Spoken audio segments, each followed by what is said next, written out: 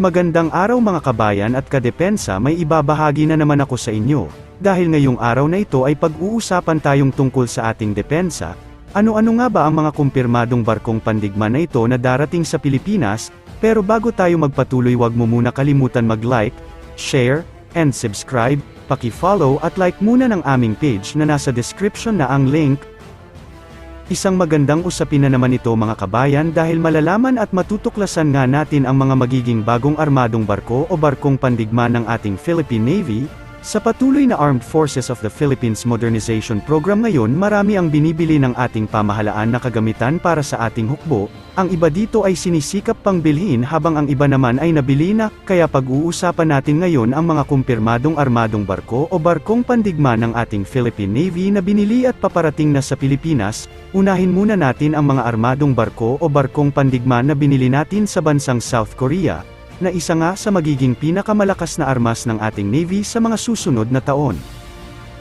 Ang unang barkong ito ay ang offshore patrol vessel na HDP-2200 na isa sa magiging modernong barko ng ating Philippine Navy. Ito nga ang kauna-unahang offshore patrol vessel natin na gawang South Korea. Inaasahan ng Philippine Navy ang paghahatid ng 6 na bagong offshore patrol vessels na nakuha sa ilalim ng Offshore Patrol Vessel Acquisition Project nito, sa ilalim ng Horizon 2 phase ng Revised AFP Modernization Program na sumasaklaw sa mga taong 2018 hanggang 2022, ang Department of National Defense ng Pilipinas ay pumirma ng kontrata sa South Korean shipbuilder na Hyundai Heavy Industries noong ika-27 ng Hunyo 2022, kung saan ang shipbuilder ay naghahatid ng variant ng kanilang HDP-2200 plus offshore patrol vessel na disenyo.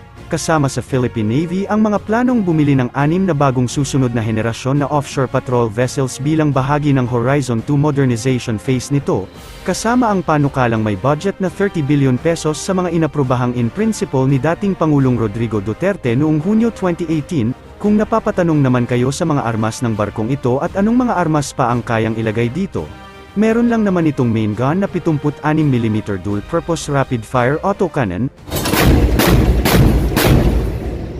Ang pangalawang armas naman nito ay ang 30mm autocannon. At kaya din lagyan ito ng mga heavy machine guns. Hindi pa nga dyan nagtatapos mga kabayan, dahil kayang-kaya din itong lagyan ng mga missiles at torpedoes kung kinakailangan ng ating Navy na palakasin pa ang barkong ito. Ang pangalawang barko naman na ito ay ang HDC-3100, ang magiging future corvette ng ating Philippine Navy. Isa rin ito sa magiging pinakamalakas na barkong pandigma ng ating Philippine Navy. Kasama sa Philippine Navy ang mga planong bumili ng 2 bagong guided missile corvette bilang bahagi ng Horizon 2 modernization phase nito, na may panukalang may budget na 28 billion pesos sa mga inaprobahang in principle ni dating Pangulong Rodrigo Duterte noong Hunyo 2018, sa yugto ng pre-procurement development. Ginamit ng Technical Working Group na nakatalaga para sa proyekto ang pinakabagong barkong pandigma ng Philippine Navy, ang Jose Rizal class frigate bilang baseline para sa mga bagong corvette, habang ang mga improvement ay idadagdag batay sa mga aral na natutunan mula sa development at construction ng nasabing frigate mula 2016 hanggang 2020. Batay sa open source na impormasyon, ang bagong corvette ay magiging halos kapareho ng laki sa Jose Rizal class frigate, ngunit magkakaroon ng mga pinahusay na sensor at suit ng armas.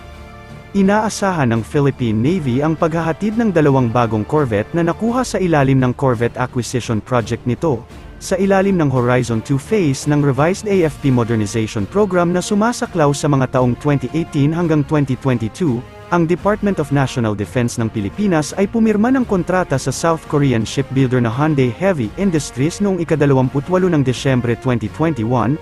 Ang mga barko ay hindi pa pinangalanan, at nagsimula ang pagtatayo sa isang seremonya ng steel cutting noong ika-11 ng Mayo ngayong taon, kung saan ang isa na kinasasangkutan ng pangalawang corvette ay magaganap sa Nobyembre ngayong taon din. Kung napapatanong din kayo sa mga armas nito, armado lang din naman ito ng main gun na 76mm Auto Melara Super Rapid. Mayroon din itong Close-in Weapon System o CIWS na 35mm. Armado din ito ng 8 anti-ship cruise missiles na nakalagay sa 2 quadruple launchers.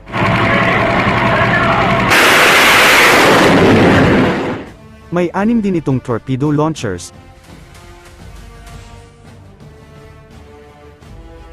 16 na missile cell forward vertical launching system,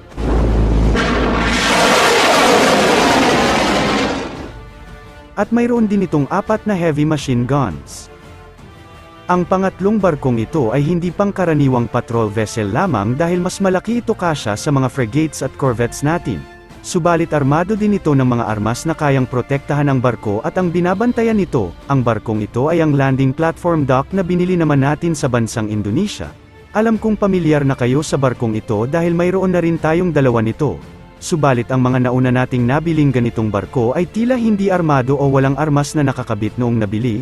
Ang bagong binili naman natin na landing platform dock ay mas upgraded kasya sa mga Tarlac class LPD natin ngayon. Kasama sa Philippine Navy ang mga planong bumili ng dalawang bagong landing platform docks bilang bahagi ng Horizon 2 modernization phase nito, kasama ang panukalang may budget na 5.56 billion pesos sa mga inaprobahang in principle ni dating Pangulong Rodrigo Duterte noong Hunyo 2018, ito ay magbibigay daan sa Philippine Navy na dagdagan ang kanilang sealift at amphibious assault na kakayahan upang maabot ang nakaplanong pangkalahatang kakayahan nito.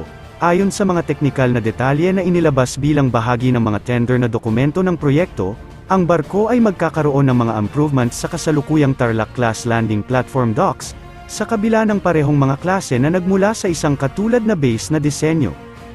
Ang mga improvements ay nabuo batay sa karanasan ng hukbong dagat ng Pilipinas sa pagpapatakbo ng klase ng Tarlac class LPD, at pagtuklas sa mga kakayahan at pagkukulang nito.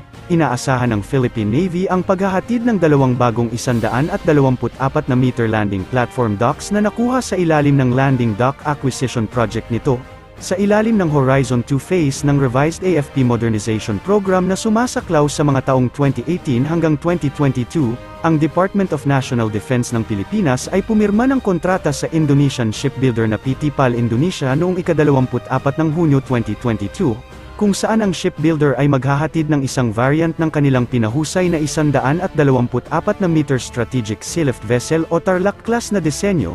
Hindi pa pinangalanan ang mga barko, at nagsimula ang konstruksyon sa isang seremonya ng steel cutting ng unang barko noong ika-10 ng Agosto taong kasalukuyan. Ang first landing platform dock ay opisyal na nagsimula sa pagtatayo nito noong August 10, 2023, kung saan ginanap ang unang seremonya ng steel cutting sa pasilidad ng PT PAL sa Surabaya, Indonesia.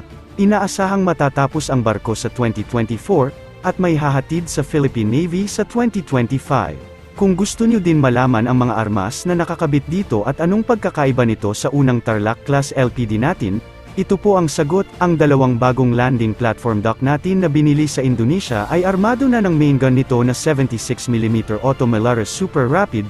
May nakakabit din itong close-in weapon system o CIWS na gun-based. Lalagyan din ito ng dalawang 30mm autocannon bilang secondary guns nito.